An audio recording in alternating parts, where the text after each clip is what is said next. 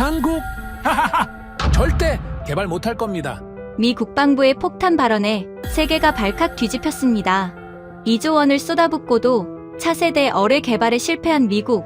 미 해군은 책임을 지기는커녕 한국의 핵심 기술을 공짜로 빼앗으려 했습니다. 부품 차단 협박에 외교 압박까지 총동원하며 한국은 절대 저항할 수 없을 거라고 확신했죠.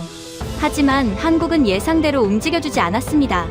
한국은 미국의 10억 달러 선납 조건과 72시간 최후 통첩을 날렸고, 미국이 망설이는 사이 1조 2천억을 쥔 독일이 빈자리를 낚아채버린 겁니다. 결국 미국은 한국에 고개를 숙였고 제발 팔아달라며 애원할 수밖에 없었습니다. 도대체 무슨 일이 벌어진 걸까요? 미국 전체를 뒤흔든 한국의 가차없는 결단, 지금 시작합니다. 예산은 단 1달러도 승인 불가다. 지금 당장 한국 가서 기술 뺏어와. 블랙우드 중장의 목소리가 보안 통신기를 찍고 나왔습니다. 저는 수화기를 내려놓으며 이를 악물었어요. 손가락 끝이 하얗게 질렸습니다. 2조 원짜리 프로젝트가 3번 연속 폭발했고 상원 청문회가 2주 앞으로 다가왔습니다. 한국이 세계 최초로 완성한 시속 800km 초공동 어뢰, 물속에서 기포를 만들어 저항을 없앤 뒤 KTX의 3배 속도로 날아가 목표물에 정확히 꽂히는 괴물이었어요. 그 AI 유도 알고리즘과 냉각 소스코드를 가져오지 못하면 제 30년군 경력은 그걸로 끝이었습니다. 저는 로버트 E. 벤스, 미 해군 체계사령부 수중전력개발국 부국장입니다. 계급은 대령이에요. 태평양 수중전력의 모든 프로젝트가 제 책상을 거쳐갔습니다. 프로젝트 레비아탄, 미 해군의 자존심이자 차세대 초공동 어뢰 개발 계획. 그걸 10년간 총괄한 사람이 접니다. 엔진이 2000도까지 치솟으며 시험 어뢰가 산산조각 나는 걸 3번이나 지켜봐야 했어요. 3번째 폭발 영상이 상원 예산위원회에 유출되는 순간 저는 끝이었습니다. 그런 제가 서울행 비행기에 올라야 했어요. 한국 따위에 머리를 숙이러 가는 게 아닙니다. 동맹이라는 명분을 방패 삼아 저들이 15년간 피땀 흘려 만든 핵심 기술을 공짜로 가져오는 겁니다. 명목은 한미 공동평가였어요. 그럴싸한 포장지를 씌워서 AI 소스코드를 통째로 빼내는 거죠. 블랙우드 중장의 지시는 간단명료했습니다. 돈은 한 푼도 쓰지 말고 동맹의 목줄을 쥐고 흔들어서라도 기술을 훔쳐오라는 것이었어요. 자신 있었습니다. 30년간 그래왔으니까요. 한국은 결국 미국 앞에 고개를 숙입니다. 이지스함 핵심 부품, 군사위성 데이터 링크, 정찰자산 공유. 이 3가지 중 하나만 끊겠다고 으름장을 놓으면 어떤 나라든 무릎을 꿇었어요. 하물며 한국이야 말할 것도 없겠습니까? 서울 용산 국방부 지하 2층 보안 회의실. 두꺼운 요구서를 옆구리에 끼고 복도를 걸을 때까지도 저는 한치의 의심이 없었습니다. 수행원이 묵직한 철문을 열었어요. 저는 턱을 치켜들고 성큼 걸어 들어갔습니다. 요구서를 테이블 한가운데 내리꽂았어요. 쿵 하는 둔탁한 소리가 회의실을 울렸습니다. 한국이 만든 훌륭한 기술을 우리 태평양 함대의 시스템에 연동할 영광을 드리겠다는 겁니다. 물론 동맹 간의 공동 R&D이니 별도의 비용은 발생하지 않습니다. 다짜고짜 선제 공격이었어요. 한국에 완성된 초공동 어뢰 AI 유도 알고리즘과 냉각, 핵심 기술을 무상으로 헌납하라는 노골적인 날강도 지시였습니다. 저는 거드름을 피우며 의자 등받이에 몸을 기댔어요. 이 정도 압박이면 맞은편에서 당장 안색이 변할 거라고 계산했습니다. 그때 맞은편 의자에 앉은 인물과 눈이 마주쳤어요. 심장이 한 박자 멈추는 것 같았습니다. 군복 위에 대한민국 해군 대령 계급장, 단정하게 빗어 넘긴 머리카락에 세월의 흔적이 묻어 있었지만 그 눈빛은 달라진 게 없었어요. 아니, 달라졌습니다. 15년 전 그 눈에는 참아 삼킨 굴욕이 서려 있었는데 지금 그 눈에는 아무것도 없었어요. 분노도 원한도 초조함도 아무것도요. 그 공백이 오히려 등줄기를 서늘하게 만들었습니다. 김무진. 15년 전 워싱턴이었습니다. 한국해군 대표단이 수직발사대 기술 이전을 요청하러 왔었어요. 저는 대표단의 선두에 서 있던 30대 소령의 얼굴을 똑똑히 기억하고 있었습니다. 회의실에 앉지도 못하게 했어요. 복도에 세워놓고 말했습니다. 너희 주제에 다룰 수 있는 무기가 아니다. 소령의 악물던 턱선이 지금도 선명했습니다. 돌아서는 등 뒤에 대고 동료들과 웃었던 것까지요. 그 소령이 대한민국 초공동 어뢰 총괄단장이 되어 제 앞에 앉아 있었습니다. 국방과학연구소 수중전략무기 총괄단장 김무진 대령. 100번의 실패를 딛고 세계 최초의 괴물 어뢰를 만들어낸 장본인이었어요. 옆에는 백발이 성성한 노신사가 서류를 펼쳐놓고 있었습니다. 방위사업청 윤상우 수석 법무관. 국제방산계약만 수십 년째 담당해온 인물이라고 사전 보고에서 읽었어요. 저는 속으로 당황했지만 내색하지 않았습니다. 아니, 못했습니다. 턱을 더 높이 치켜들었어요. 미국 해군 대령의 체면이라는 게 있으니까요. 여유로운 미소를 지으며 요구서의 첫 페이지를 손가락으로 톡톡 두드렸습니다. 김 대령, 오래간만이군요. 자, 어디 한번 볼까요? 한미 공동평가 프로그램 참여는 한국에게 대단한 기회입니다. 미태평양 함대의 플랫폼에 한국 기술을 올릴 수 있다는 건 그야말로 세계 시장의 문이 열린다는 뜻이에요. 포장은 화려했습니다. 하지만 속을 들여다보면 뻔한 수작이었어요. 한국이 15년간 피땀 흘려 완성한 AI 유도 알고리즘과 냉각 소스코드를 통째로 넘기되 대가는 제로.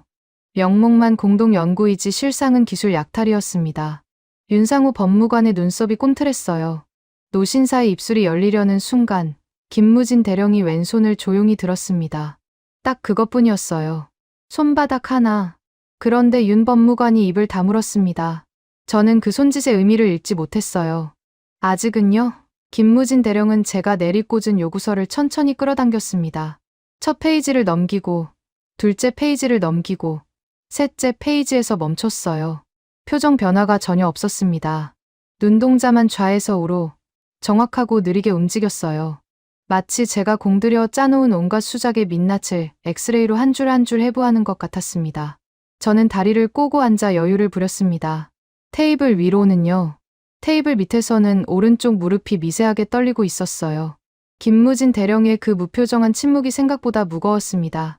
소리를 지르거나 항의를 하면 오히려 편했을 겁니다. 받아칠 준비는 해왔으니까요. 그런데 이 사람은 아무 말도 하지 않았어요. 서류만 읽고 있었습니다. 1분이 지났습니다. 2분이 지났어요. 회의실 환기 장치의 낮은 웅웅거림만 천장에서 울렸습니다. 저는 견딜 수가 없었어요. 침묵을 깨야 했습니다. 김 대령, 미태평양 함대와의 연동은 한국 방위산업의 전례 없는 도약입니다. 이건 돈으로 환산할 수 없는 가치예요. 김무진 대령이 서류에서 눈을 떼지 않은 채 입을 열었습니다. 돈으로 환산할 수 없다. 흥미로운 표현이로군요. 목소리에 감정이 없었어요. 분노도 비꼼도 사실을 확인하듯 읊조렸을 뿐이었습니다. 그 담담함이 오히려 피부를 긁었어요. 김무진 대령은 서류의 4번째 페이지를 넘기며 무언가에 시선을 고정했습니다. 그리고 천천히 서류를 덮었어요. 옆에 앉은 윤상우 법무관과 눈빛 한번 교환했습니다. 고개를 미세하게 끄덕이는 것이 보였어요. 무슨 신호였는지는 알 수 없었습니다. 다만 그 짧은 눈짓이 지나간 뒤 회의실 공기가 한층 더 차가워진 것만은 확실했습니다. 김무진 대령이 서류를 제 쪽으로 도로 밀어냈어요. 조용히, 정확히 제 손이 닿는 위치에 놓았습니다. 그리고 처음으로 저를 정면으로 바라봤어요. 15년 전 워싱턴 복도에서 제가 내려다봤던 그 눈이었습니다. 달라진 건 높이였어요. 이제는 그 눈이 저를 내려다보고 있었습니다. 등골이 서늘했어요. 한국 따위가 뭐라고. 30년 경력의 미 해군 대령인 제가 서류 한 묶음 밀어낸 사내의 침묵 앞에서 목구멍이 바짝 마르고 있었습니다. 회의는 다음날 아침 9시에 재개됐습니다. 전날 밤 저는 호텔 방에서 한숨도 못 잤어요. 김무진 대령의 그 무표정한 눈빛이 천장에 박혀서 떨어지질 않았습니다. 새벽 4시에 보안 통신기가 울렸어요. 블랙우드 중장이었습니다. 암호와 화상 연결이 잡히자마자 중장의 얼굴이 스크린에 떴어요. 펜타곤 집무실 뒤로 성조기가 보였습니다. 블랙우드 중장은 안경을 벗으며 저를 노려봤어요. 벤스, 상원 예산위가 2주 뒤에 청문회를 연다. 레비아탄 폭발 영상이 이미 위원장 손에 들어갔어. 내 목만 날아가는 게 아니라 내 목도 위태롭다는 뜻이야. 중장의 목소리가 낮아졌습니다. 이럴 때가 더 무서운 사람이에요. 예산은 단일 달러도 쓸 수 없다. 의회가 감시하고 있어. 동맹이라는 명분을 최대한 활용해서 한국의 AI 유도 알고리즘과 냉각 소스 코드를 확보해. 수단은 내가 알아서 해. 수단은 알아서 하라. 그 말의 뜻을 모를 리가 없었습니다. 훔치라는 거였어요. 공동 연구라는 껍데기를 씌워서 핵심만 빼내라는 겁니다. 저는 알겠습니다. 한마디를 내뱉고 통신을 끊었어요. 손바닥에 땀이 차 있었습니다. 9시 정각 회의실 문이 열렸습니다. 김무진 대령과 윤상우 법무관이 어제와 똑같은 자리에 앉아 있었어요. 달라진 게 하나 있었습니다. 김무진 대령의 테이블 위에 만년필 한 자루가 놓여 있었어요. 뚜껑이 열린 채로요. 저는 그게 무슨 의미인지 몰랐습니다. 그때는요, 저는 공세를 높이기로 했습니다. 전날의 부드러운 포장은 집어치우기로 했어요. 블랙우드 중장이 동맹의 목줄을 쥐고 흔들라고 했으니까요. 김 대령, 어제 제안을 검토할 시간은 충분했을 겁니다. 솔직하게 말하죠. 한미 공동평가에 참여하지 않겠다면 우리도 고려할 사항이 생깁니다. 뜸을 들였습니다. 김무진 대령의 반응을 살폈어요. 눈 하나 감지 않더군요.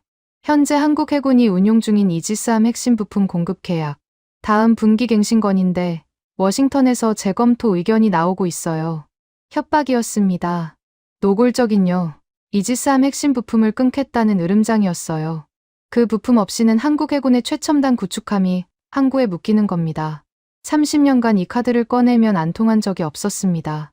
제 옆에 앉아있던 데이비드 첸이 움찔했어요. 첸은 미해군 무기국 수석 엔지니어입니다. 40대 중반의 실무자인데 이번 출장의 기술 검토 담당으로 따라왔어요. 첸이 제 귀에 바짝 고개를 숙였습니다.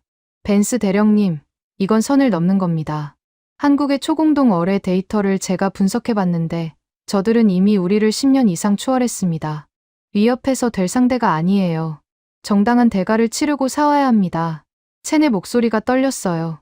기술자의 양심이라는 건 인정합니다. 하지만 지금 제게 필요한 건 양심이 아니라 결과였어요.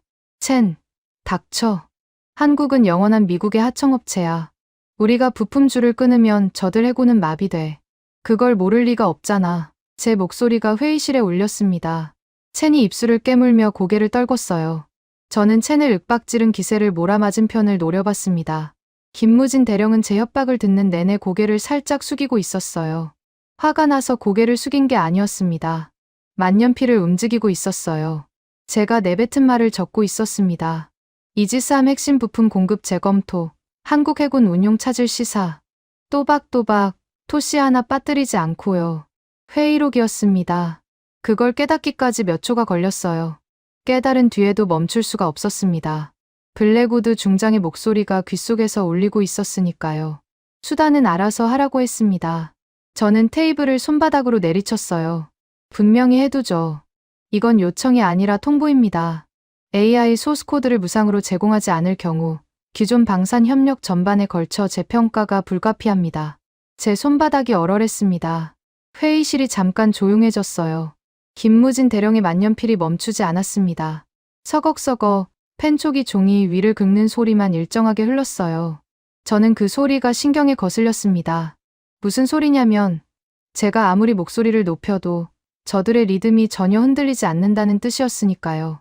윤상우 법무관은 팔짱을 낀 채 의자 등받이에 기대어 있었습니다. 노신사의 표정은 마치 예보된 태풍이 예보된 시각에 도착한 걸 확인하는 기상 관측자 같았어요. 놀람도, 분노도, 초조함도 없었습니다. 그냥 지켜보고 있었어요. 저는 견딜 수가 없었습니다. 의자에서 벌떡 일어났어요. 확답을 요구합니다. 한국 정부의 공식 입장이 뭡니까? 제공합니까? 거부합니까? 목이 쉴 만큼 소리를 질렀습니다. 테이블을 한 번 더 내리쳤어요. 펜꽂이가 쓰러졌습니다. 물컵이 흔들렸어요. 김무진 대령의 만년필이 마침내 멈췄습니다. 뚜껑을 닫는 찰칵 소리가 회의실에 또렷하게 울렸어요. 대령은 제가 쏟아낸 말들이 빼곡히 적힌 회의록을 한번 훑어보더니 고개를 들었습니다. 저를 보는 게 아니었어요. 윤상우 법무관을 봤습니다. 미세하게 턱을 당겼어요. 윤상우 법무관이 테이블 위에 펼쳐놓았던 서류를 천천히 덮었습니다. 양손으로 서류의 모서리를 가지런히 맞추는 동작이 느긋하기 짝이 없었어요. 그리고 입을 열었습니다. 충분히 기록되었습니다. 네 마디였어요. 그게 전부였습니다. 윤 법무관은 서류를 가방에 집어넣으며 미해군 무기국 내부 평가서 한 장을 테이블 위에 남겨뒀어요. 우리 쪽 문서였습니다. 제가 출장 전에 첸에게 작성시킨 기술 분석 보고서.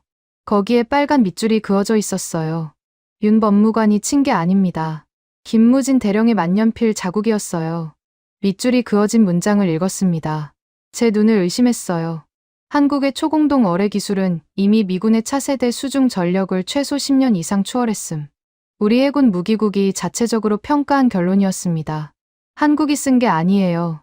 미 해군 수석 엔지니어 데이비드 첸이 작성하고 제가 결재한 문서였습니다. 저는 그 문서를 묵살했었어요. 한국 따위가 미국을 10년이나 앞섰다는 결론을 받아들일 수 없었으니까요. 김무진 대령은 그걸 어떻게 입수했는지 모르겠지만 제 약점을 정확히 짚어낸 겁니다. 벤스가 자기 측 평가서조차 무시하고 갑질을 벌이고 있다는 증거를요. 김무진 대령이 자리에서 일어났습니다. 군복 주름 하나 없이 단정했어요. 차갑게 고개를 끄덕였습니다. 인사가 아니었어요. 마침표였습니다. 오늘 회의는 여기까지라는 뜻이었죠.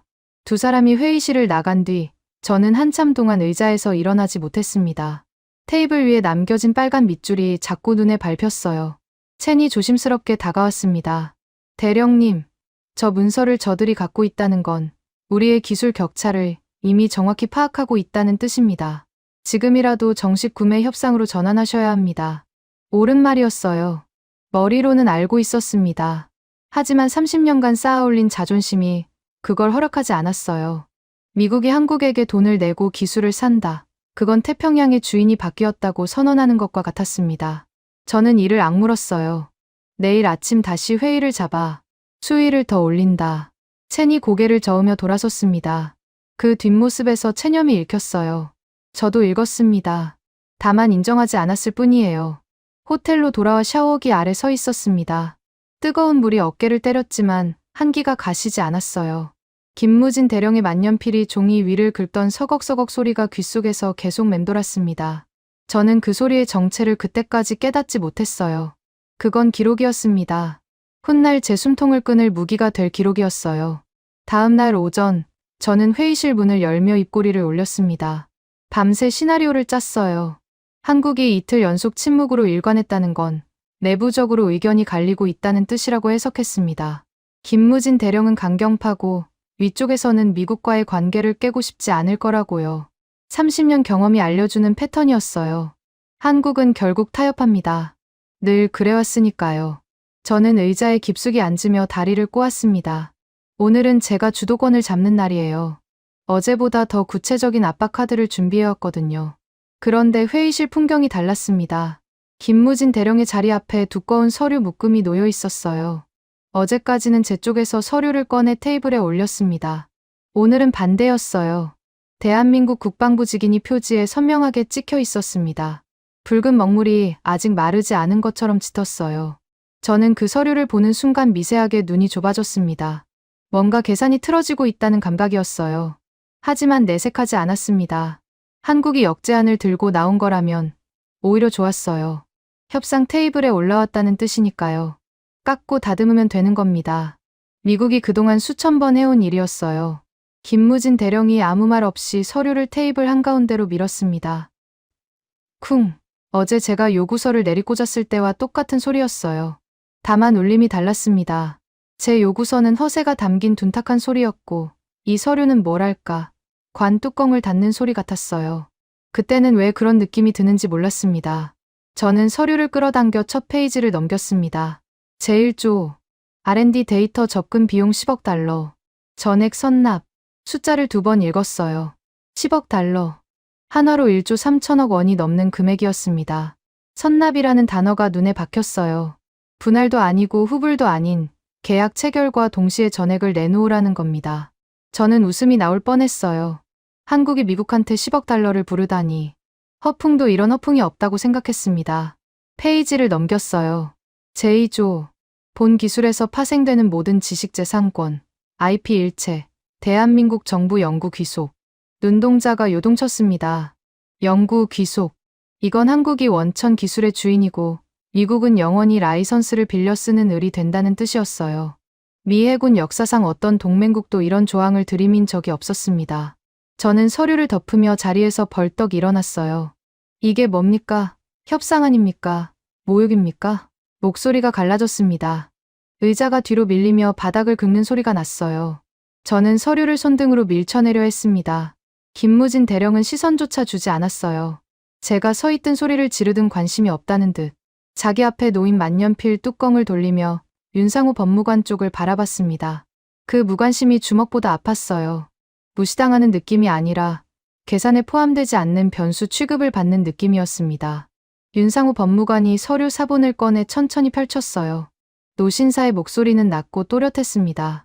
벤스 대령, 동맹과 비즈니스는 엄격히 분리됩니다.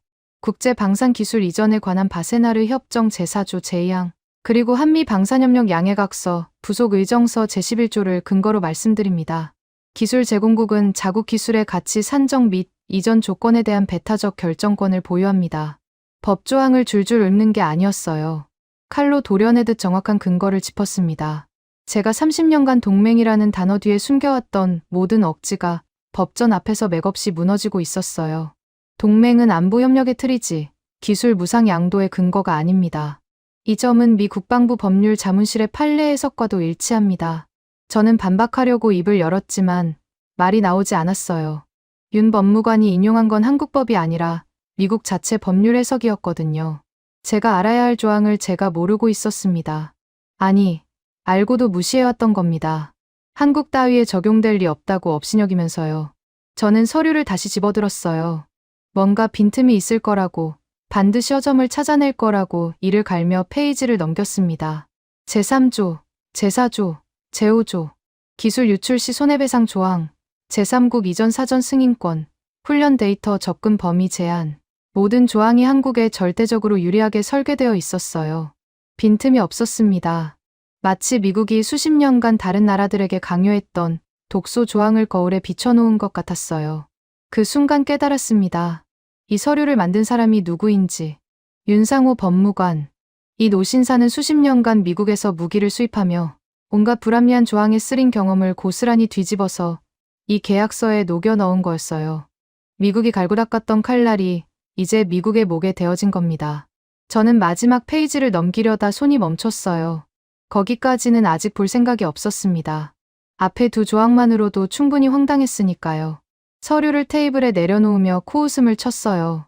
10억 달러의 IP 연구 귀속. 김 대령. 이건 협상이 아니라 도발이에요. 미 해군을 상대로 이런 장난을 치면 어떤 결과를 낳을지 잘 알고 있을 텐데. 김무진 대령이 처음으로 입을 열었습니다. 장난이라고 하셨습니까? 목소리에 온도가 없었어요. 영화의 바닷물 같았습니다. 대령은 테이블 위에 서류를 손가락 끝으로 가볍게 두드렸어요. 벤스 대령, 이건 대한민국 국방부 장관의 결재를 거친 공식 문서입니다. 장난이라는 단어를 쓰시기 전에 직인을 한번 확인해 보시죠. 저는 무의식적으로 표지의 직인을 다시 봤어요. 대한민국 국방부 장관 직인. 이건 김무진 개인이 꺼낸 카드가 아니었습니다. 한국 정부가 공식적으로 승인한 요구안이었어요. 뒤집으려면 김무진을 상대하는 게 아니라 한국 정부 전체를 상대해야 한다는 뜻이었습니다. 등에 식은땀이 흘렀어요. 저는 그래도 밀어붙이기로 했습니다. 물러서는 순간 끝이니까요. 이 조건을 워싱턴이 받아들일 거라고 진심으로 생각합니까? 10억 달러를 선납하라니 의회가 웃을 겁니다. 김무진 대령은 대답하지 않았어요. 대신 서류의 마지막 장을 펼쳤습니다. 제가 아까 넘기지 않았던 바로 그 페이지였어요. 제7조, 특별조항. 정확히 72시간 내에 미 국방부 장관의 친필 직인이 도달하지 않을 경우 본 협상은 전면 파기됩니다. 김무진 대령의 목소리가 또렷하게 회의실을 채웠습니다. 감정이 실리지 않았어요. 사실을 낭독하는 것뿐이었습니다. 그런데 그 담담함이 어떤 으름장보다 무거웠어요. 72시간이요? 사흘 안에 미 국방부 장관의 친필 사인을 받아오라는 겁니까? 제 목소리가 갈라졌습니다. 블랙우드 중장도 넘어야 하고 합참의장도 넘어야 하고 국방부 장관실의 법률 검토까지 통과해야 합니다. 정상적인 절차로는 최소 3주가 걸려요. 그걸 사흘 안에 해내라니 불가능했습니다. 김무진 대령이 만년필을 들어 시계를 가리켰어요. 지금 시각 오전 9시 12분입니다. 72시간 후면 모레 오전 9시 12분이 되겠군요. 윤상호 법무관이 자리에서 일어났습니다. 서류 사본 한 부를 제 앞에 정확히 밀어놓았어요. 법무관의 얼굴에 한치의 흔들림도 없었습니다. 벤스 대령, 카운트다운은 이미 시작됐습니다. 저는 서류를 움켜쥐었어요. 손가락에 힘이 들어가 종이 모서리가 구겨졌습니다. 일어서지도 앉지도 못한 채 테이블에 손을 짚고 있었어요. 30년 군 생활에서 한 번도 겪어보지 못한 상황이었습니다. 미국이 데드라인을 찍히다니. 그것도 한국한테요. 김무진 대령이 가방을 집어들며 자리에서 일어났습니다. 윤상호 법무관과 나란히 회의실 문을 향해 걸었어요. 문고리에 손을 올리기 직전 김무진 대령이 고개를 살짝 돌렸습니다. 저를 본 게 아니었어요. 테이블 위에 구겨진 서류를 봤습니다. 그리고 이렇게 말했어요. 15년 전에도 같은 회의실에서 서류를 구기셨죠. 달라진 게 있다면 이번에는 구기신 서류를 다시 펴셔야 한다는 겁니다. 문이 닫혔습니다. 저는 구겨진 서류를 내려다봤어요. 손이 떨렸습니다. 분노가 아니었어요. 제7조의 72시간이라는 숫자가 시야에서 번져 나가고 있었습니다. 시계가 째깍거렸어요. 그 소리가 갑자기 심장 박동과 겹쳐졌습니다. 데이비드 첸이 제 옆에 서서 한마디를 내뱉었어요. 대령님, 저들은 장난이 아닙니다. 진짜입니다. 알고 있었어요. 머리로는요. 하지만 30년간 쌓아온 오만이 그걸 인정하지 못하게 붙잡고 있었습니다. 저는 보안 통신기를 꺼내 블랙우드 중장에게 긴급 연락을 시도했어요. 신호음이 울렸습니다. 1번, 2번, 3번, 4번. 중장은 받지 않았어요. 72시간. 시계 바늘은 이미 돌아가고 있었습니다. 데드라인 48시간 전. 호텔 스위트룸은 전쟁터였습니다. 침대 위에 서류가 흩어져 있었고 노트북 세대가 동시에 돌아가고 있었어요. 룸서비스로 시킨 커피는 식은 지 오래였습니다. 저는 넥타이를 풀어헤친 채 소파에 앉아 수정안을 끼적거리고 있었어요. 30년 경력이 쥐어짜낸 최후의 꼼수였습니다. 비용 분할 상환. 10억 달러를 한 번에 내는 건 불가능하니 5년에 걸쳐 나눠 내겠다는 제안이었어요. 여기에 공동 IP 소유권을 슬쩍 끼워 넣었습니다. 양국 공동지식재산권관리위원회 설치라는 그럴싸한 문구로 포장했어요. 속을 들여다보면 미국이 사실상 기술에 대한 거부권을 쥐는 구조였습니다. 한국이 제3국에 수출하려 할 때마다 미국의 승인을 받아야 하도록 장치를 심은 거예요. 데이비드 첸이 노트북 너머로 제 수정안을 훑어봤습니다. 고개를 저었어요. 대령님, 이건 통하지 않을 겁니다. 저들이 바보가 아닌 이상 공동 IP 조항이 사실상 미국 거부권이라는 걸 한눈에 간파할 겁니다. 첸, 외교라는 건 상대가 거절할 수 없는 포장을 찾는 게임이야. 내용이 아니라 형식이 중요해. 저는 수정안을 PDF로 변환해 한국 측 공식 이메일 주소로 송부했습니다. 전송 버튼을 누르는 손가락 끝에 미세한 진동이 있었어요. 자신감이 아니었습니다. 초조함이었어요. 노트북 화면 구석에서 시계가 째깍거렸습니다. 47시간 32분. 3분이 지났습니다. 수신함의 알림이 떴어요. 답장이 왔습니다. 3분 만에요. 저는 숨을 들이쉬며 메일을 열었습니다. 제목란에 반송 통지라고 적혀 있었어요. 본문은 한 줄이었습니다. 기본 요건 미달. 원안 제1조 및 제2조, 조건 불충족으로 수리 불가. 발신자는 윤상호 법무관이었어요. 읽어보지도 않은 겁니다. 내용을 검토하고 반려한 게 아니에요. 제가 교묘하게 설계한 분할 상황과 공동 IP 조항을 단 3분 만에 자동 반송 처리한 겁니다. 마치 스팸 메일을 걸러내듯이요. 30년 경력의 미해군 대령이 밤새 짜낸 수정안이 스팸 취급을 받은 겁니다. 모니터를 노려봤어요. 관자놀이가 욱신거렸습니다. 첸이 조심스럽게 입을 열었어요. 제가 말씀드린 대로입니다. 저들의 원하는 수정을 전제로 낸 게 아닙니다. 받아들이든지 거부하든지 둘 중 하나만 허용하는 구조예요. 저는 첸의 말을 씹어삼켰습니다. 인정할 수 없었어요. 30년 동안 미국은 언제나 협상의 구조를 설계하는 쪽이었습니다. 상대가 우리의 틀 안에서 선택하게 만드는 거예요. 그런데 지금 한국이 정확히 그걸 우리에게 하고 있었습니다. 다른 카드를 꺼내야 했어요. 저는 소파에서 벌떡 일어나 캐리어 안쪽 잠금 칸을 열었습니다. 기밀 등급의 봉투가 들어 있었어요. 출장 전에 블랙우드 중장이 만일을 대비해서 쥐어준 것이었습니다. 2000년대 초반에 미국이 한국에 선심 쓰듯 이전해준 구형 대잠 소나 기술 패키지. 당시 기준으로도 이미 한 세대 뒤처진 물건이었지만 포장만 잘하면 현물 교환 카드로 쓸 수 있다고 중장이 말했어요. 저는 봉투를 들고 국방부로 향했습니다. 오후 회의 일정을 급하게 잡은 거였어요. 회의실 문을 열고 자리에 앉자마자 봉투를 테이블에 올렸습니다. 김 대령, 한 가지 제안이 있습니다. 현금 지불이 어렵다면 기술 대 기술 교환은 어떻겠습니까? 미해군의 대잠 소나 기술 패키지입니다. 시장 가치만 수억 달러에 달하는 자산이에요. 김무진 대령이 봉투를 받아들었습니다. 안에 든 기술 사양서를 꺼내 첫 페이지를 훑었어요. 5초가 걸렸습니다. 고작 5초요. 사양서를 도로 봉투에 넣더니 봉투째로 테이블 위를 밀어 제 앞에 되돌려 놓았습니다. 벤스 대령. 이건 2003년 버전입니다. 숫자를 정확히 짚었어요. 2003년. 20년도 더 된 기술이라는 걸 5초 만에 간파한 겁니다. 박물관에 기증하시는 게 나을 것 같군요. 윤상호 법무관의 입꼬리가 미세하게 올라갔어요. 웃은 게 아니었습니다. 한심하다는 뜻이었죠. 저는 봉투를 도로 집어들며 이를 갈았어요. 뺨을 맞은 기분이었습니다. 30년 경력이 5초짜리 감정에 산산이 부서졌어요.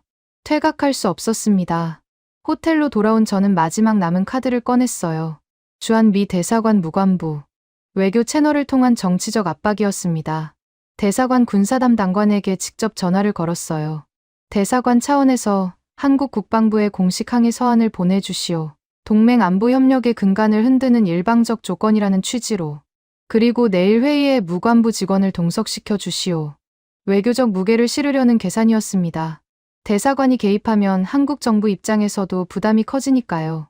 미국 대사관이 공식적으로 불쾌감을 표시하는 건 한미 관계 전체를 흔드는 신호탄이에요. 한국이 가장 두려워하는 시나리오라고 저는 확신했습니다. 다음 날 아침, 대사관 무관부 직원 2명이 국방부 회의실 앞에 도착했어요. 양복 차림에 서류 가방을 든 사내들이었습니다. 저는 속으로 쾌재를 불렀어요. 이 정도 압박이면 김무진 대령의 무표정한 얼굴에도 균열이 갈 거라고 기대했습니다. 회의실 앞 복도에서 발이 멈췄어요. 윤상호 법무관이 회의실 입구에 서 있었습니다. 노신사는 안경을 고쳤으며 서류 한 장을 들고 있었어요. 대사관 직원 2명이 다가가자 윤 법무관이 한 걸음 앞으로 나와 서류를 내밀었습니다. 방산 보안 규정 제12조, 비인가 인원 접근 통제 조항입니다. 본 회의는 한미 방산 기술 협상으로 분류되어 있으며 사전 승인된 협상 대표단 외의 인원은 출입이 불가합니다. 대사관 무관부는 사전 승인 명단에 포함되어 있지 않습니다. 대사관 직원들이 멈칫했어요. 서류를 받아들고 읽기 시작했습니다. 저는 뒤에서 그 장면을 지켜보며 턱이 빠질 뻔했어요. 윤 법무관이 인용한 건 한미 양국이 공동으로 서명한 방산 보안 규정이었습니다. 미국 측이 만든 규정을 미국 측에게 적용한 거예요. 이건 우리가 만든 규정 아닌가. 대사관 직원 한 명이 중얼거렸어요. 맞았습니다. 미국이 자국 기밀을 보호하기 위해 수십 년 전에 설계한 보안 프로토콜이었어요. 그걸 한국이 역으로 들이밀어 미국 대사관 직원의 발을 묶어버린 겁니다. 윤 법무관은 무표정하게 한마디를 덧붙였어요. 규정은 양쪽 모두에게 동일하게 적용됩니다. 대사관 직원들이 돌아섰습니다. 저를 돌아보며 어깨를 으쓱했어요. 할 수 있는 게 없다는 뜻이었습니다. 저는 복도에 서서 그 뒷모습을 지켜봤어요. 마지막 보루라고 믿었던 외교 카드가 눈앞에서 꺾여 나갔습니다. 회의실에 들어갔을 때 김무진 대령은 어제와 같은 자리에 같은 자세로 앉아 있었어요. 달라진 건 없었습니다. 테이블 위에 서류가 놓여 있고 만년필이 그 옆에 있었어요. 제가 아무리 발악해도 이 회의실의 온도는 변하지 않았습니다. 김무진 대령이 제 손목시계를 가리켰어요. 아무 말 없이 검지 하나로요. 저는 손목을 내려다봤습니다. 23시간 47분. 데드라인까지 하루가 채 남지 않았어요. 등줄기를 타고 땀이 흘렀습니다. 저는 호텔로 돌아와 보안 통신기를 꺼냈어요. 블랙우드 중장에게 긴급 연락을 시도했습니다. 상황이 이 지경까지 온 이상 워싱턴에서 직접 움직여야 했어요. 국방부 장관의 친필 직인. 그게 없으면 전부 끝이었습니다. 신호음이 울렸습니다. 1번, 2번, 3번. 받지 않았어요. 문자를 보냈습니다. 중장님, 한국 측 72시간 데드라인 24시간 미만 잔여. 장관직인 없이는 협상 자체가 파기됩니다. 긴급 지시 요망. 1분이 지났습니다. 5분이 지났어요. 10분, 30분. 답이 없었습니다. 블랙우드 중장이 전화를 안 받는다는 건 한 가지 뜻이었어요. 책임을 지지 않겠다는 겁니다. 기술을 훔쳐오라고 지시해 놓고 실패하면 모른 척하겠다는 거예요. 저를 서울에 보내놓고 줄을 끄는 겁니다. 손에서 보안통신기가 미끄러졌어요. 카페 뒤에 둔탁하게 떨어졌습니다. 저는 소파에 주저앉았어요. 스위트룸 창밖으로 서울의 야경이 보였습니다. 남산타워 불빛이 어둠 속에 또렷했어요. 저 불빛 아래 어딘가에서 김무진 대령은 아마 평소와 다를 것 없는 저녁을 보내고 있겠죠. 초조해하거나 안달하거나 하지 않을 겁니다. 시계가 제 편이니까요. 시계의 초침 소리가 스위트룸을 채우고 있었습니다. 째깍, 째깍, 째깍. 23시간, 22시간, 21시간. 저는 그 소리를 들으며 천장을 올려다봤어요. 30년간 쌓아올린 모든 꼼수가 이 방에서 하나씩 죽어가고 있었습니다. 분할 상환은 3분 만에 반송됐고 구형기술 교환은 5초 만에 퇴짜 맞았어요. 외교 압박은 복도에서 차단됐고 워싱턴의 윗선은 전화를 끊었습니다. 저들의 무표정한 얼굴 앞에서 제가 가진 모든 카드가 산산조각이 나 있었어요. 카펫 위에 떨어진 보안 통신기의 화면이 꺼져 있었습니다. 불이 들어오지 않았어요. 워싱턴은 침묵했고 서울의 밤은 고요했습니다. 째깍거리는 소리만 점점 커지고 있었어요. 데드라인 5시간 전. 저는 국방부 회의실에 다시 앉아 있었습니다. 밤새 잠을 못 잤어요. 거울에 비친 제 얼굴이 낯설었습니다. 충혈된 눈, 깎지 못한 수염, 구겨진 셔츠 칼라. 30년간 단 한 번도 흐트러진 적 없던 미해군 대령의 체면이 사흘 만에 바닥을 치고 있었어요. 하지만 저는 아직 포기하지 않았습니다. 마지막 카드가 남아 있었거든요. 부정이었어요. 한국의 어뢰가 진짜 그만큼 대단한지 아무도 실전으로 증명한 적이 없다는 논리. 서류상 스펙과 실제 성능은 다르다는 주장이었습니다.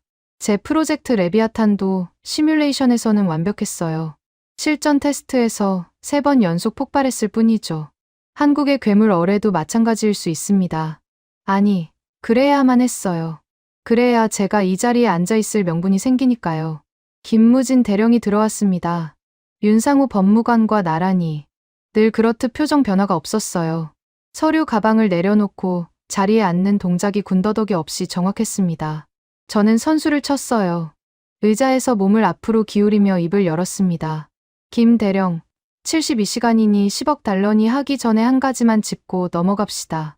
당신들의 어뢰가 실전에서도 그 스펙을 증명한 적이 있습니까? 일부러 비웃음을 섞었어요. 입꼬리를 올리며 등받이에 몸을 기댔습니다. 시속 800km, 2단계 AI 유도, 서류에 뭘 쓰든 자유지만 바다는 실험실이 아닙니다. 우리 레비아탄도 시뮬레이션에서는 완벽했어요. 물속에 들어가니 2000도짜리 불꽃놀이가 됐지만 스스로 자학하는 말이었지만 개의치 않았습니다. 한국 어뢰의 신뢰성에 의문을 던지는 게 급선무였어요. 실전 데이터 없이 10억 달러를 내놓을 수 없다는 논리가 서면 데드라인 자체가 무의미해지니까요. 김무진 대령이 제 말을 끝까지 들었습니다. 끼어들지 않았어요. 팔짱을 낀 채 고개를 미세하게 기울이고 있었습니다. 마치 예정된 대사를 기다리는 것 같았어요. 제가 저 말을 할 줄 알고 있었다는 듯이. 그 순간이었습니다. 제 허리춤에 고정된 보안 통신기가 울렸어요. 진동이 아니라 경보음이었습니다. 긴급 채널. 미해군 작전 통신망에서 최상위 우선순위로 분류되는 주파수였어요. 이 채널이 울린다는 건 태평양 어딘가에서 심각한 상황이 벌어졌다는 뜻이었습니다. 통신기를 꺼내 귀에 대는 순간 고막을 찢는 소리가 쏟아졌어요. 메이데이, 메이데이. 여기는 미해군 7함대 소속 원자력 잠수함 USS 노스캐롤라이나. 동해상 훈련 구역에서 미확인 초고속 수중 물체의 소나망 전면 돌파당했습니다. 제임스 카터 중령의 목소리였어요. 7함대 소속 최정예 원자력 잠수함 함장. 태평양에서 가장 차분한 사나이라는 별명을 가진 인물이었습니다. 그 카터 중령의 목소리가 떨리고 있었어요. 속도 추정치 시속 800km 이상. 반복합니다. 800km 이상. 기존 어뢰 궤적과 완전히 다른 패턴입니다. 기포 차폐로 음향 탐지 자체가 불가합니다. 숨이 멎었어요. 시속 800km. 방금 제가 뻥튀기라고 비웃었던 바로 그 숫자였습니다. 그 숫자가 실제 바다에서 미해군 최정예 잠수함의 소나망을 찢어버린 겁니다. 회피 기동 전면 불가. 반복합니다. 회피 기동 전면 불가. 대상 물체가 아군 함체. 300m 이내까지 접근 후 자체 이탈했습니다. 만약 실전이었다면 우리는 지금 바닷속에 가라앉아 있습니다. 카터 중령의 마지막 문장이 통신기를 타고 회의실에 울렸어요. 볼륨이 높았던 게 아닙니다. 회의실이 너무 조용했던 겁니다. 김무진 대령도 윤상호 법무관도 첸도 저도 아무도 입을 열지 않았어요. 카터 중령의 거친 숨소리만 통신기에서 흘러나왔습니다. 들고 있던 펜이 손에서 빠졌어요. 바닥에 떨어지며 딸깍 소리가 났습니다. 저는 그 소리에도 반응하지 못했어요. 머릿속이 하얘졌습니다. 뻥튀기가 아니었어요. 서류상 스펙이 아니었습니다. 한국의 초공동 어뢰는 지금 이 순간 동해 한복판에서 미해군이 보유한 가장 정교한 소나 체계를 농락하고 있었어요.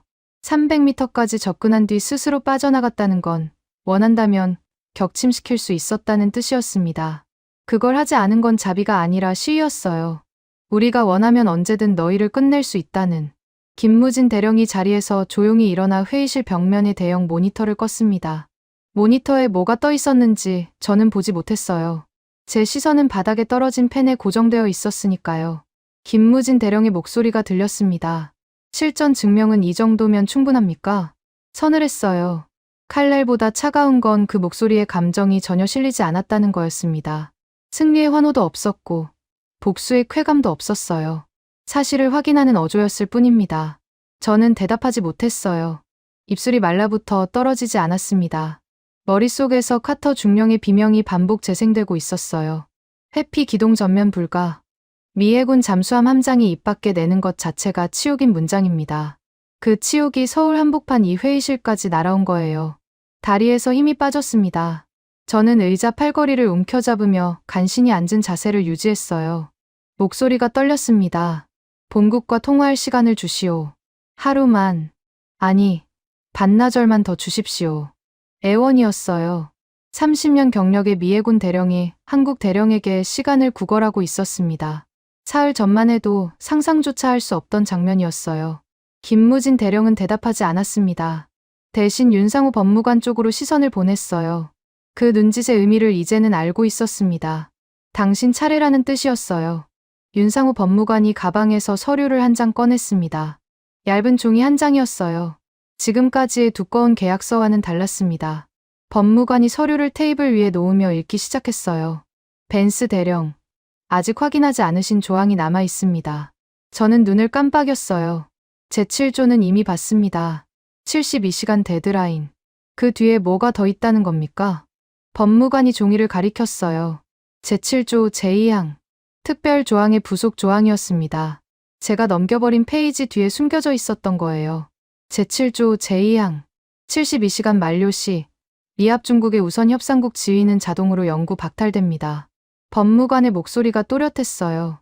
한 글자도 흐트러지지 않았습니다. 동시에 대한민국 국방부가 보유한 초공동 어뢰 관련 기술의 제3국 수출 제한은 자동 해제됩니다. 제3국 수출 제한 자동 해제. 그 단어가 귀에 꽂히는 순간 호흡이 멎었어요. 이게 무슨 뜻인지 30년 경력이면 즉시 알 수 있었습니다. 미국이 시간을 끌면 끌수록 한국은 이 기술을 독일에, 프랑스에, 이탈리아에, 전 세계 어느 나라에든 자유롭게 팔 수 있게 되는 겁니다. 미국의 우선권은 영원히 사라지고 한국의 괴물 어뢰가 태평양뿐만 아니라 대서양과 인도양까지 퍼져나가는 거예요. 미해군의 수중 패권이 한 장의 조항으로 증발하는 겁니다. 이 조항을 설계한 사람을 봤어요. 윤상호 법무관. 백발의 노신사는 서류를 접어 가방에 넣으며 자리에서 일어났습니다. 수십 년간 미국의 독소 조항에 짓눌리며 삼킨 울분을 이 한 장에 전부 쏟아넣은 거였어요. 미국이 수십 년간 다른 나라에 강요했던 시간 압박과 지위 박탈 전술을 정확히 역으로 되돌려준 겁니다. 대령님, 제7조 제2항에 의거하여 72시간이 만료되는 즉시 제3국 수출 제한은 영구히 자동 해제됩니다. 남은 시간은 4시간 52분입니다. 법무관의 입에서 나온 마지막 문장이 제 관 뚜껑에 박힌 못이었어요. 저는 테이블 위에 엎드리듯 두 손을 짚었습니다. 손가락이 하얗게 질렸어요.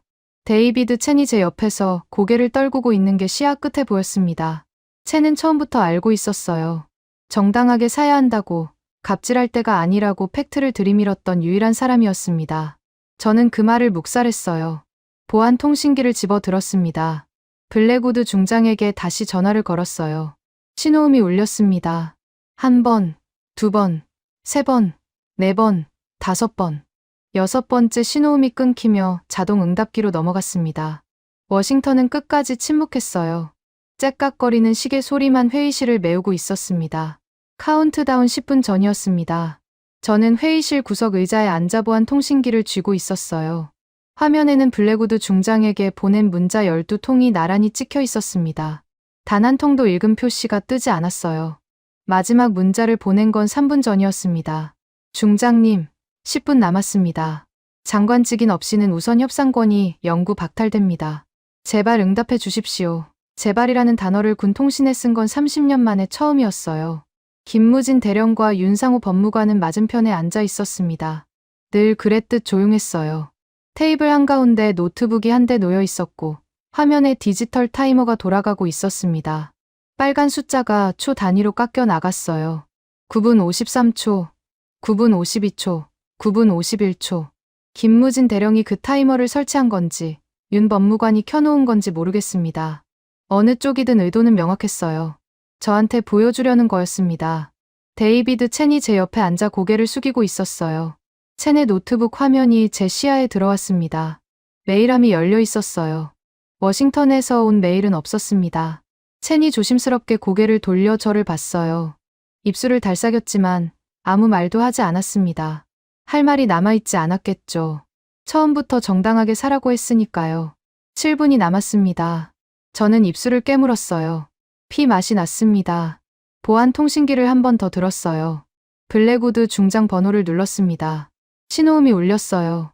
한 번, 두 번, 세 번째 신호음에서 끊겼습니다. 자동 응답기조차 뜨지 않았어요.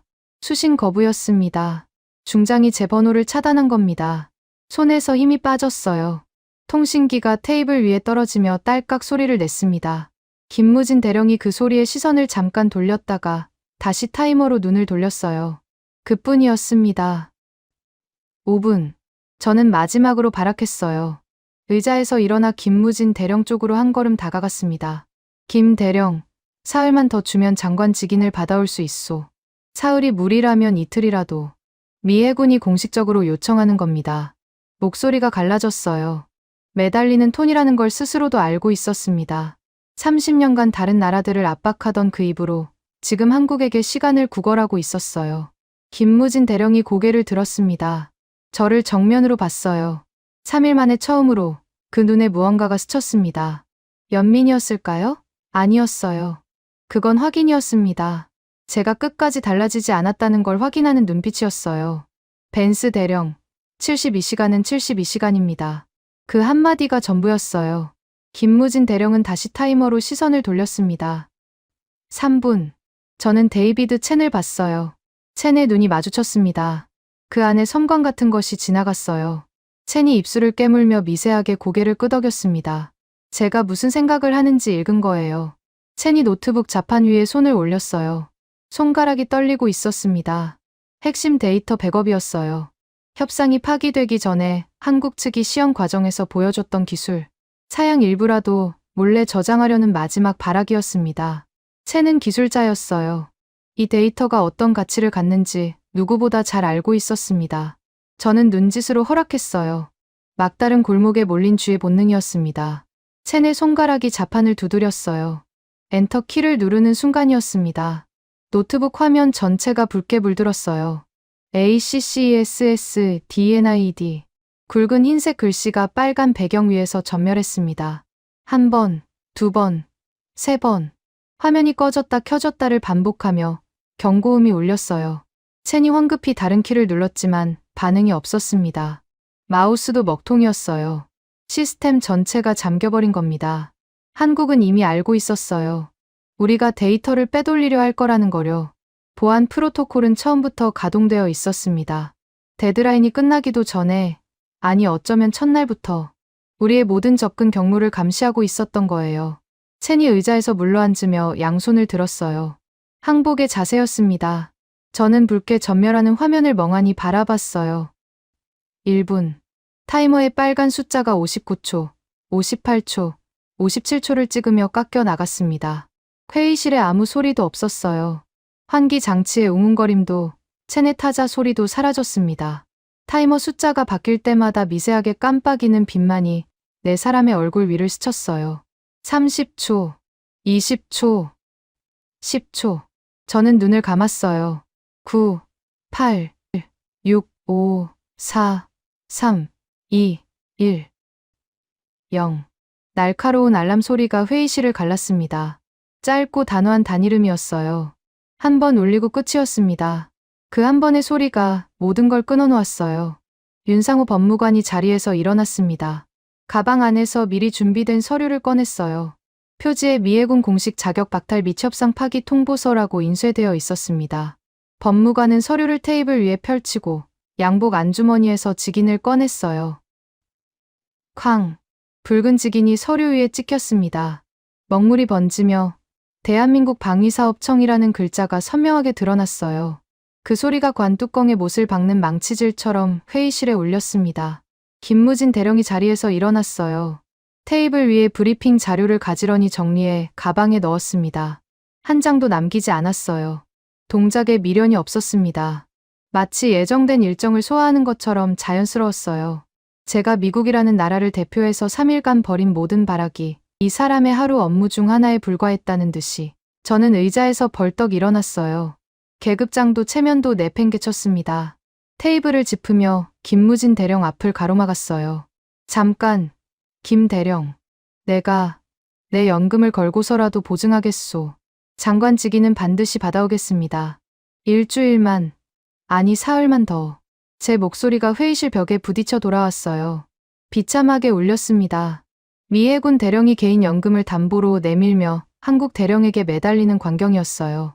30년 전 이 자리에 서 있던 제가 봤다면 저 꼴이 뭐냐고 비웃었을 겁니다. 김무진 대령은 멈추지 않았어요. 단 1초도 망설이지 않았습니다. 회의실 벽면에 메인 전원 패널로 걸어갔어요. 스위치에 손을 올렸습니다. 찰칵. 회의실 조명이 꺼졌어요. 모니터가 꺼졌습니다. 프로젝터가 꺼졌어요. 환기 장치의 웅웅거림이 멎었습니다. 암흑 속에서 비상등의 초록빛만 희미하게 남았어요. 김무진 대령의 목소리가 어둠 속에서 들렸습니다. 우리는 미국 납세자가 아닙니다. 짧았어요. 차가웠습니다. 그 한마디에 3일간의 모든 협상이, 30년간의 모든 갑질이, 15년 전의 모든 조롱이 응축되어 있었어요. 제 어깨에 손이 닿았습니다. 가볍지만 단호한 힘이었어요.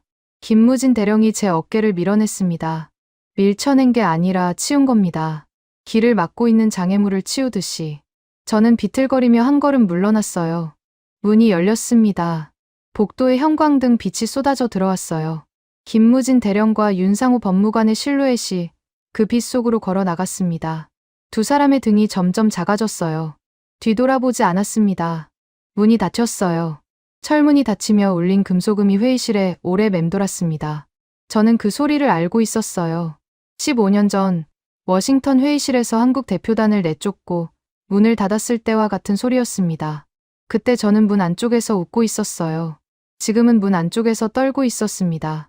비상등의 초록빛 아래 테이블 위에 서류 한 장이 놓여 있었어요. 윤상호 법무관이 직인을 찍은 파기 통보서였습니다. 붉은 먹물이 초록빛에 번져 검게 보였어요. 첸이 어둠 속에서 중얼거렸습니다.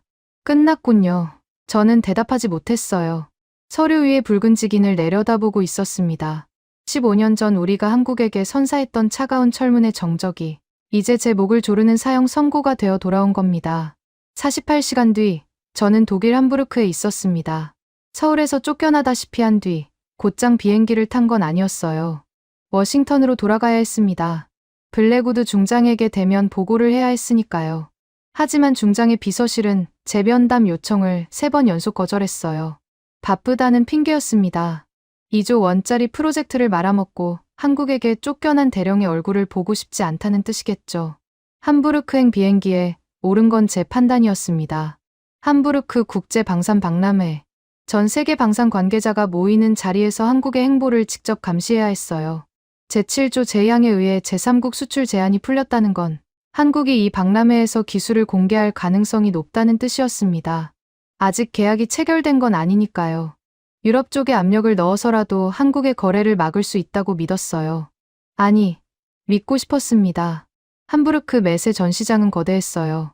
축구장 12개를 합쳐놓은 규모의 홀에 전 세계 30여 개국의 방산 업체가 부스를 차리고 있었습니다. 미국, 영국, 프랑스, 이스라엘, 터키. 익숙한 깃발들이 천장에서 늘어져 있었어요. 그런데 시선이 한 곳에 꽂혔습니다. 전시장 중앙 메인 홀이었어요. 다른 부스들보다 2배는 넓은 공간에 태극기가 걸려 있었습니다. 대한민국 방위사업청 부스. 그 한가운데 실물이 놓여 있었어요. 길이 6m, 직경 533mm의 검은 동체. K초 공동 어뢰였습니다. 조명이 동체의 곡면을 따라 흘렀어요. 전시품이 아니라 살아있는 무기 같았습니다. 주변에 사람이 몰려 있었어요. 유럽 각국의 군복과 양복이 뒤섞여 있었습니다. 카메라 셔터 소리가 쉴 새 없이 터졌어요. 저는 인파 뒤에 서서 그 광경을 지켜봤습니다. 이틀 전까지 미국만 접근할 수 있었던 기술이 지금 전 세계 앞에 공개되어 있었어요. 제가 사흘을 허비하는 동안 잃어버린 것이 눈앞에 펼쳐져 있었습니다. 그때 전시장 입구 쪽에서 소란이 일었어요. 사내 한 명이 수행원 4명을 대동하고 한국 부스를 향해 걸어오고 있었습니다. 걸음이 빨랐어요. 거의 돌진에 가까웠습니다. 장신의 은발, 곧게 편등, 군인 출신 특유의 걸음걸이였어요. 수행원 중 한 명이 가죽 서류 가방을 양손으로 받쳐 들고 있었습니다. 하인리히 폰 슈타인, 독일 연방방위비 장비정보용부 조달 총괄국장이었어요. 유럽 방산 시장에서 실질적으로 지갑을 쥐고 있는 인물이었습니다. 20년 전 독일의 바라쿠다 어뢰 프로젝트가 실패한 뒤 수중 전력에 대한 집착이 남다른 사람이라는 건 업계의 상식이었어요. 폰 슈타인이 한국 부스 앞에 도착했습니다. 김무진 대령이 부스 안에서 걸어 나왔어요. 서울 회의실에서와 같은 군복, 같은 자세, 같은 표정이었습니다. 폰 슈타인이 김무진 대령의 손을 잡았어요. 악수가 아니었습니다. 두 손으로 감싸 쥐었어요. 그 자체가 메시지였습니다. 김 대령, 독일 연방은 준비가 되어 있습니다. 폰 슈타인의 목소리가 주변 소음을 뚫고 들렸어요. 독일어 억양이 섞인 영어였지만 또렷했습니다. 수행원이 가죽 가방을 열었어요. 안에서 계약서가 나왔습니다. 두꺼웠어요. 제가 사흘간 씨름했던 한국 측 원안보다도 더 두꺼웠습니다. 1조 2천억 원. 어뢰 전력화 특별 예산입니다. 어제 연방의회에서 긴급 가결됐습니다. 저는 귀를 의심했어요. 1조 2천억 원. 미국이 돈 한 푼 안 내려고 72시간을 허비하는 동안 독일은 단 24시간 만에 연방의회를 움직여 1조 2천억 원의 특별 예산을 만들어 온 겁니다. 제가 3분 만에 반송당한 분할 상환안을 끄적거리고 있을 때 폰 슈타인은 의회 복도를 뛰어다니며 예산 표결을 밀어붙이고 있었던 거예요. 김무진 대령이 계약서를 받아 첫 페이지를 넘겼습니다. 고개를 미세하게 끄덕였어요. 윤상호 법무관이 옆에서 조항을 빠르게 확인했습니다. 두 사람의 시선이 마주쳤어요. 서울 회의실에서 봤던 그 짧은 눈짓 교환이었습니다. 다만 이번에는 의미가 달랐어요. 서울에서는 거절의 신호였고 함부르크에서는 수락의 신호였습니다. 저는 가만히 보고 있을 수 없었어요. 주머니에서 휴대폰을 꺼내 유럽 방위사령부 연락처를 찾았습니다. 나토 동맹 채널을 통해 독일에 압력을 넣어야 했어요. 독일이 한국 어뢰를 단독 도입하면 미국이 수십 년간 구축한 유럽 해군 표준 체계가 뿌리째 흔들리는 겁니다. 전화를 걸었어요. 유럽 방위사령부 기술협력 담당관이 받았습니다. 독일의 한국 어뢰 도입 계약을 중단시켜야 합니다. 나토 표준 호환성 심의를 요청하시오. 심의 기간만 최소 6개월을 벌 수 있습니다. 수화기 너머에서 침묵이 흘렀어요. 담당관이 헛기침을 했습니다. 벤스 대령, 이미 늦었습니다. 폴란드 해군 참모부에서 30분 전에 한국 부스에 공식 접촉 요청을 보냈습니다. 이탈리아 해군 조달국장도 오늘 오후에 도착합니다. 폴란드, 이탈리아, 제 귀가 멍해졌어요. 독일 한 나라가 아니었습니다. 유럽 해군 국가들이 줄을 서고 있었어요. 미국이 72시간 동안 벽을 치고 있는 사이 한국의 괴물 어뢰 소식은 이미 유럽 전역에 퍼져 있었던 겁니다. 전화를 끊었어요. 손이 축 늘어졌습니다. 전시장 소음이 멀어지는 것 같았어요. 눈앞에서 벌어지는 광경이 현실이 아닌 것 같았습니다. 한국 부스 앞에 폴란드 해군 대표가 서 있었어요. 이탈리아 군 관계자 3명이 통역과 함께 부스 안으로 들어가고 있었습니다. 스웨덴 방산 담당관이 브로슈어를 받아들며 고개를 끄덕이고 있었어요. 각국의 깃발이 한국 부스 주변으로 하나둘 모여들었습니다. 그 순간 카메라 플래시가 연속으로 터졌어요. 폰 슈타인과 김무진 대령이 계약서 위에 나란히 서명하는 장면이었습니다. 악수를 하며 카메라를 향해 선 두 사람의 뒤로 K초 공동 어뢰의 검은 동체가 웅장하게 빛났어요. 플래시 불빛 사이로 한 사람이 보였습니다. 갈색 머리를 짧게 자른 40대 여성이 카메라맨을 대동하고 최전방에서 사진을 찍고 있었어요. 목에 걸린 기자증이 눈에 들어왔습니다. 제인스 디펜스. 세계 최고 권위의 방산 전문지였어요. 엠마 스미스 수석 기자. 미국의 방산 패권을 일관되게 옹호해왔던 바로 그 매체의 간판 기자였습니다. 스미스 기자가 폰 슈타인에게 다가가 마이크를 내밀었어요. 국장님, 독일 연방이 이례적인 속도로 예산을 가결한 이유를 말씀해 주시겠습니까? 폰 슈타인이 미소를 지었습니다. 계약서를 들어 카메라 앞에 보이며 입을 열었어요. 미국이 어리석게 주저하던 72시간 덕분입니다. 그 시간 동안 우리 독일은 전 세계 바다의 룰을 바꿀 게임 체인저를 확보했습니다. 카메라 셔터가 미친 듯이 터졌어요. 저는 인파 뒤에서 그 문장을 들었습니다. 뼈가 부러지는 소리 같았어요. 미국이 어리석게 주저하던 72시간. 그 72시간의 책임자가 접니다. 로버트 E. 벤스, 미 해군 대령. 스미스 기자가 이번에는 김무진 대령에게 마이크를 돌렸어요. 김 대령님, 미국과의 협상이 결렬된 직후 독일과 정격 계약을 체결하신 겁니까? 김무진 대령은 한국어로 답했어요. 통역이 영어로 옮겼습니다. 대한민국의 기술은 적절한 대가를 치르는 파트너에게 열려 있습니다. 그 이상도 이하도 아닙니다. 적절한 대가.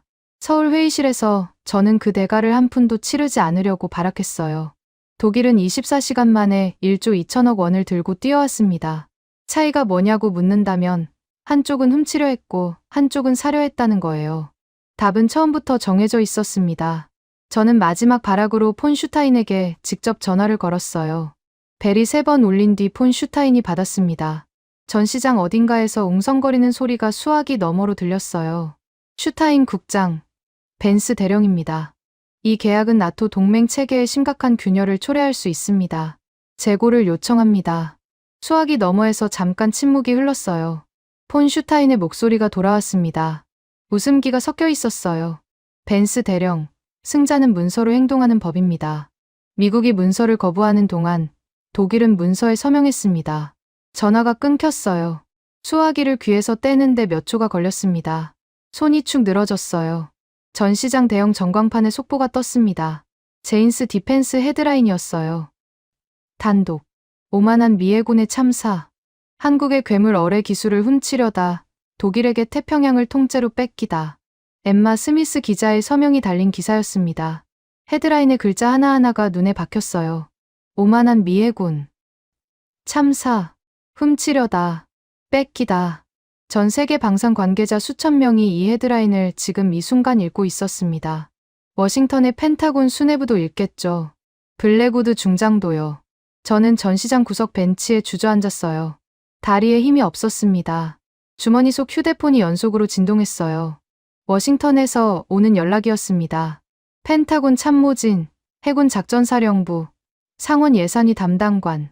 서울에서는 제 전화를 받지 않던 사람들이 지금은 미친 듯이 전화를 걸어오고 있었어요. 달라진 건 하나였습니다. 사흘 전에는 기술을 훔쳐오라는 독촉이었고 지금은 책임을 묻겠다는 소환이었어요. 전시장 건너편 한국 부스에서 각국 대표들의 악수가 이어지고 있었습니다. 태극기가 조명 아래에서 펄럭였어요. 저는 벤치에 앉은 채 그 광경을 바라봤습니다. 30년간 미국의 허락 없이는 나사 하나 조이지 못하던 나라가 지금 유럽의 군사 강국들을 줄 세우고 있었어요. 돈다발을 들고 뛰어오는 건 미국이 아니라 독일이었고 프랑스였고 폴란드였고 이탈리아였습니다.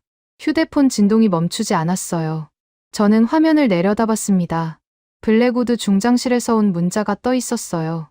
2월 14일 오전 9시 해군 작전사령부 징계위원회 출석 명령. 2월 14일 이틀 뒤였습니다. 2월 14일 워싱턴. 미 해군 작전사령부 본관 3층 징계위원회 회의실은 창문이 없었습니다. 형광등 불빛이 하얗고 차가웠어요. 긴 테이블 뒤로 5명의 위원이 앉아 있었고 테이블 한가운데 마이크가 놓여 있었습니다. 녹음 장치에 빨간 불빛이 전멸하고 있었어요. 저는 테이블 맞은편에 혼자 서 있었습니다. 의자가 없었어요. 피해자에게는 의자를 주지 않는 게 이 방의 규칙이었습니다. 30년간 남의 징계 서류에 사인하는 쪽에만 앉아봤지 이쪽에 서본 적은 한 번도 없었어요. 위원석 중앙에 앉은 인물과 눈이 마주쳤습니다. 아서 씨, 블랙우드 중장이었어요. 심장이 뒤틀렸습니다. 분노가 아니었어요. 배신감도 아니었습니다. 이미 예상했으니까요. 서울호텔 스위트룸에서 12통의 문자를 씹었던 그 인간이 지금 제 30년 경력을 끝장낼 심판석에 앉아 있었어요. 중장의 얼굴에는 아무런 감정이 없었습니다. 김무진 대령의 무표정과는 달랐어요. 김무진의 무표정은 절제였고 블랙우드의 무표정은 회피였습니다. 제가 불타는 동안 자기 손에 묻은 기름을 닦아낸 인간의 얼굴이었어요. 블랙우드 중장이 마이크를 당겼습니다. 로버트 E. 벤스 대령, 서울 출장 기간 중 독단적이고 무능한 협상 운영으로 대한민국 측과의 기술 도입 협상을 전면 파기시킨 건에 대해 소명하시오. 독단적이고 무능한. 그 두 단어가 고막을 찢었어요. 독단적이라고요. 동맹의 목줄을 쥐고 흔들어서라도 기술을 훔쳐오라고 지시한 건 저 입이었습니다. 예산은 1달러도 쓸 수 없다고 못을 박은 것도 저 입이에요. 저는 지시를 따랐을 뿐입니다. 그런데 지금 모든 책임이 제 독단이 됐어요. 입을 열려 했습니다. 그때 블랙우드 중장의 눈이 미세하게 좁아졌어요. 경고였습니다. 한마디라도 자기 이름을 꺼내면 가만두지 않겠다는 뜻이었어요. 중장의 손가락이 테이블 위를 톡톡 두드렸습니다. 그 손가락이 가리키는 건 제 앞에 놓인 서류였어요. 파면 및 군사법정 회부 동의서. 중장의 사일란에 이미 매정한 펜 자국이 찍혀 있었습니다. 제가 여기서 블랙우드의 지시를 폭로하면 어떻게 될까요? 증거가 없었어요. 보안 통신기의 통화 기록은 암호화 채널이라 자동 삭제됩니다. 화상회의 녹화도 중장 측에서 삭제했을 거예요. 남은 건 제 진술뿐인데 중장의 입에서 나올 단어는 뻔했습니다. 벤스 대령의 일방적 주장이라고요. 저는 입을 다물었어요. 30년간 충성했던 조직이 제게 남긴 마지막 교훈이었습니다. 꼬리는 잘린다는 것. 그리고 꼬리는 비명을 질러도 아무도 듣지 않는다는 것. 블랙우드 중장이 서류를 집어들었습니다. 벤스 대령의 독단적 강압 협상으로 인해 대한민국은 미합 중국의 우선 협상국 지위를 영구 박탈했으며 초공동 어뢰 핵심 기술은 독일 연방에 독점 이전되었다. 미 해군의 차세대 수중 전력 확보는 최소 15년 이상 지연될 것으로 판단된다. 중장의 목소리에 분노가 섞여 있었어요. 연기였습니다. 위원들 앞에서 자신은 피해자라는 인상을 심으려는 거였어요. 한국 통제 하나 못한 무능한 부하 때문에 이 사달이 났다는 서사를 만드는 중이었습니다. 본 위원회는 로버트 E. 벤스 대령을 직무해임하고 관련 사안에 대해 군사법정 회부를 권고한다. 중장이 펜을 들었어요. 징계 서류 마지막 장에 서명했습니다. 펜촉이 종이를 긁는 소리가 들렸어요. 서거. 서울 회의실에서 김무진 대령의 만년필이 내던 소리와 같았습니다. 김무진은 제 유죄를 기록했고 블랙우드는 제 사형을 집행한 거예요. 이해 없습니까? 위원 한 명이 물었어요. 저는 위원석을 둘러봤습니다. 5명의 얼굴이 하나같이 굳어 있었어요. 이의가 있든 없든 결과는 정해져 있었습니다. 저는 고개를 저었어요. 더 이상 싸울 힘이 남아있지 않았습니다. 징계위원회가 끝났습니다. 위원들이 서류를 챙겨 일어났어요. 블랙우드 중장이 먼저 나갔습니다. 제 앞을 지나가면서 눈도 마주치지 않았어요. 스쳐 지나가는 중장의 군복 소매에서 별 3개가 형광등 빛에 번쩍였습니다. 저 별들을 지키기 위해 제 30년을 먹잇감으로 던진 겁니다. 회의실 문 앞에서 데이비드 첸이 기다리고 있었어요. 서울에서 함께 돌아온 뒤로 첸은 한마디도 저를 탓하지 않았습니다. 기술자의 양심으로 처음부터 끝까지 경고했던 유일한 사람이에요. 그 경고를 묵살한 건 저였고요. 첸이 다가왔습니다. 잠깐 침묵이 흘렀어요. 첸의 눈에 여러 감정이 뒤섞여 있었습니다. 연민, 분노, 그리고 체념. 황금알을 낳는 거위를 제 발로 차버리셨군요. 씁쓸한 목소리였어요. 일침이라기보다는 부고에 가까웠습니다. 저는 대답하지 못했어요. 첸이 옳았으니까요. 처음부터 끝까지 단 한 번도 틀린 적이 없었습니다. 한국의 기술은 진짜였고 갑질이 아니라 정당한 대가를 치르고 사야 했어요. 그 단순한 진실을 30년짜리 오만이 끝까지 가로막았습니다. 첸이 돌아섰어요. 복도를 걸어가는 뒷모습이 작아졌습니다. 저는 혼자 남았어요. 군복을 벗었습니다. 징계위원회 직후 인사처에서 계급장 반납을 통보받았어요. 사물함에서 사복을 꺼내 입었습니다. 셔츠가 어색했어요. 30년간 군복만 입었더니 민간인 옷이 남의 것 같았습니다. 펜타곤 본관 로비를 걸었습니다. 높은 천장 아래 성조기가 걸려 있었어요. 대리석 바닥에 제 구두 소리만 울렸습니다. 30년간 이 로비를 지나며 단 한 번도 고개를 숙인 적이 없었어요. 오늘은 고개가 올라가지 않았습니다. 로비 한쪽 벽면에 거대한 전광판이 있었습니다. 뉴스가 흘러나오고 있었어요. 발걸음이 멈췄습니다. 화면에 동해 바다가 펼쳐져 있었어요. 한국 해군 함정과 유럽 연합해군 함정이 나란히 항해하는 항공 촬영 영상이었습니다. 독일 프리기탐의 선체에 독일 연방해군 십자 문양이 선명했어요. 화면 하단에 자막이 흘렀습니다. 한국 해군, EU 해군과 K초 공동 어뢰 합동 훈련 전격 실시. 미 해군 불참. 미 해군 불참. 세 글자가 눈에 박혔습니다. 태평양에서 미국 없이 합동 훈련이 벌어지고 있었어요. 30년 전에는 상상조차 할 수 없던 장면이었습니다. 미국의 허락 없이는 동해에 군함 한 척 띄울 수 없다고 제가 믿었던 그 바다에서 한국이 주도하고 유럽이 따르는 새로운 질서가 만들어지고 있었어요. 화면이 바뀌었습니다. 함부르크 방산 박람회 장면이 나왔어요. 폰 슈타인과 김무진 대령의 악수 사진이 떴습니다. 그 아래로 제인스 디펜스의 헤드라인이 흘렀어요. 한국은 더 이상 미국의 하청이 아니다. 엠마 스미스 기자의 서명이 달린 기사였습니다. 저는 전광판 앞에 서서 한참을 움직이지 못했어요. 15년 전 워싱턴 복도에서 한국 대표단을 내쫓았던 기억이 떠올랐습니다. 너희 주제에 다룰 수 있는 무기가 아니다. 그때 제가 내뱉은 말이 지금 이 전광판에 비친 현실로 되돌아왔어요. 한국은 그 무기를 다뤘습니다. 다루는 정도가 아니라 완성했어요. 세계 최초로 완성한 뒤 미국이 무릎을 꿇든 말든 상관없이 자기 길을 가고 있었습니다. 우리가 그들을 다룰 수 없었던 게 아니었어요. 그들이 내민 청구서를 감당할 주제가 못 되는 건 처음부터 워싱턴이었습니다. 우리 자신이었어요. 10억 달러가 아까워서 1조 2천억 원을 독일에게 뺏겼고 갑질이 편해서 태평양의 열쇠를 스스로 내던졌습니다.